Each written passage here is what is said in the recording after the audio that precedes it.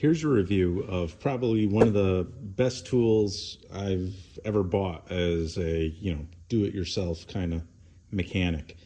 About 20 years ago, I was doing the rear brakes on my wife's Mark IV GTI and just struggling to put the pistons back into the rear calipers.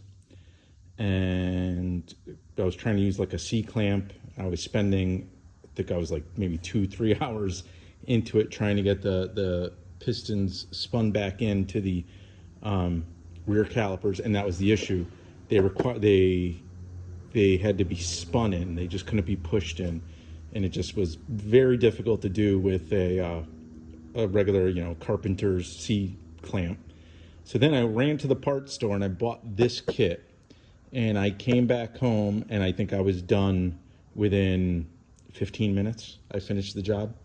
So this is, again, it's like 20 years old, as you can see by the grease and filth all over it. It's a Ampro rear disc brake caliper tool set, and I believe this would be the little part number. I will include a link below if I could find this kit specifically, if it's still out there somewhere. But I have seen kits on Amazon that mimic this one like completely, and then I've seen other kits on Amazon which actually have more components, more parts in it. So I will definitely link those below as well. So what this is all about. All right, so if you're not familiar, these are brake calipers, right? So here's a 4-pot caliper, as you can see. And when they talk about 4 pots, it's the number of pistons that are in it. 1, 2, 3, 4. This is a 2. This is actually off of a Fiat, and that's a 1, right? So it just has the 1 piston on one side. And actually, this one will be the perfect example of why a kit like this is important. So what happens is, this is what calipers look like when they're new. The pistons are all the way in. They're little, recesses there in the caliper. And the rotor sits in here with brake pads. And when you apply the brakes, these pistons squeeze the pads into the rotor. And as the rotor wears, basically these come out and work their way out, right, until they stick out. And then when it's time to go replace the brakes, you come here and you can see this one is protruding, right? It's sticking out yay far, And what would happen is when I go replace the brakes on this car, I need to make this flush again to the rubber seal here to make room for a brand new rotor and a brand new pad. So that needs to get put back in. So it's not a big deal with usually the front piston, the front calipers on a car, because the front calipers you could usually just push straight in, and that's why something like a C-clamp or whatever works, because you just put the clamp on it and squeeze down on it and it goes back in. Sometimes it's hard to get the C-clamp to fit properly and things like that. So it's not really an issue for the fronts, even though this tool does make basically pushing the pistons back in on even front calipers a million times easier. So this is more representative of where this tool comes in basically in handy. A lot of cars, the rear calipers need to be spun in. The pot needs to be, or the piston needs to be spun back in. Whereas, a lot of cars, the fronts can just be squished back and pushed back in. And my understanding is the reason why they need to be spun in, and the reason why they basically spin out as they come out, is because of the e-brake function or parking brake function of the rear caliper. So it's a way of it keeping at least a minimal amount of pressure on the rotor for when you pull the cable and then it locks up. Because if you didn't have that, I guess the lockup wouldn't be guaranteed. So think of I know like with old drum brakes, when you would go in reverse with a car with drum brakes, when you were actually in reverse, it would self-adjust and tighten the shoes and push the shoes up against the drum, basically, and it's kind of like the same thing. At least that's my understanding. But the way the tool works, so again, this guy here has this weird slot in the face. My Mark IV GTI had like 2 holes. It had 2 holes at like the 12 and 6 o'clock position. So one of these adapters, I don't remember which one it was, basically these 2 holes, these 2 studs fit right into the holes of the GTI caliper. And then the tool itself, you know, this fits into the 2 holes that are here. So that's why those 2 holes, those 2 studs and holes are there. There.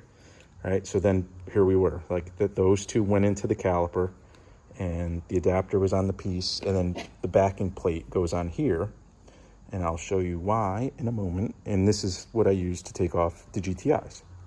So here's this Fiat caliper. So I'm gonna grab a smaller adapter because I do not have an adapter that has like a long, you know, like almost like a flathead screwdriver looking thing on it. They all have these studs, except this one. So really quickly, this one I use a lot, especially when I'm doing fronts, because if you look, I'll show you right away, like this is the one that fits typically, you know, right there, boom, fits right in. It kind of has this stepped face to it, so depending on the size, it'll fit right in, and it works really well for just pushing in front pistons or ones that aren't spinning. So I probably use this one the most. But back to this caliper. So there's this backing plate, and the whole idea of this plate is it sits against the outside of the caliper, so the tool has something to brace against as you spin it in, okay? So I have this little guy that I just pulled out of the kit, and if you notice, the 2 little studs, if I put them into the slot here, they'll catch, okay? So it's locked in there. So if I spin that, it'll spin that caliper or that piston back in. So the way the tool assembles, you take the backing plate, you put it, trying it one-handed, put it over the handle, okay? And this sits in here, just like that. And the idea is, as I tighten this in and keep this stationary, keep this collar stationary, and I've actually done it in the sample video I'm going to use after this, showing how I did this on the Land Rover's front pistons. I didn't even have to put a wrench on this. I literally just held it hand tight, and I was able to spin it. But, you know, you could put a straight wrench on here to hold it. And then you put the little adapter. So let me take this off, assemble it again.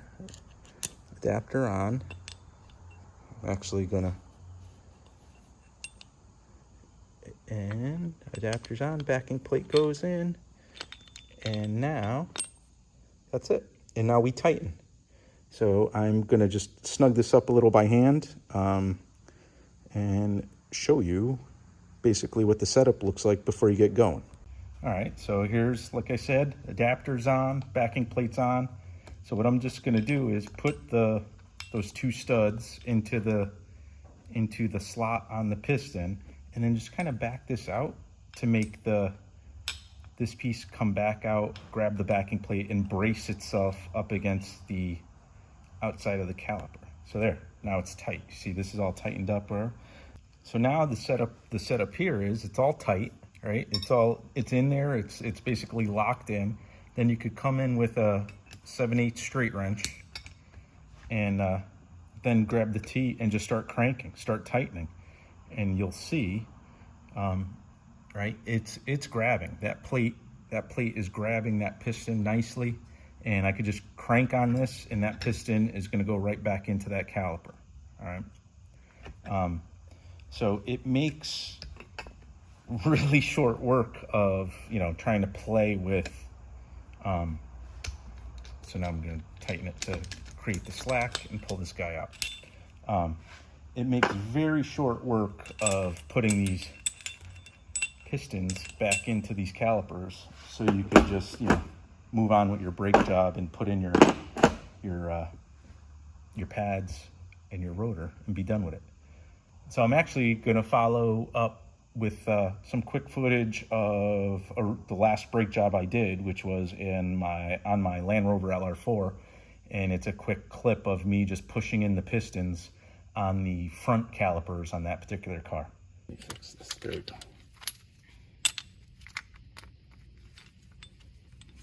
Mix it that way into the piston, and all that you do is tighten the assembly.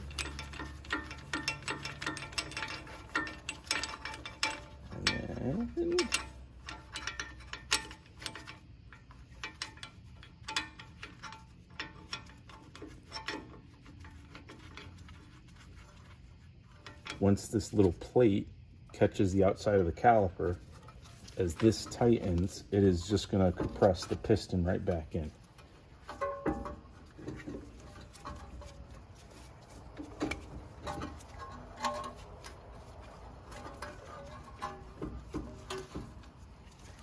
So here's a good view of what's going on. So you can see the tool is pressed here. So as the screw turns, it is going to push this piston back in to the caliper. And this is essential because the new pads are much thicker than the old pads, and you have to create the space for them. So I'm just going to quickly compress one, and then we'll move over to the other one. Like I said, it was you know, great investment for an inexpensive kit. They make less expensive kits, but I was in a jam that day and I bought this one. It's been durable. Like I said, I've had it 20 years. And cannot complain. This was really the thing that taught me having the right tool really matters.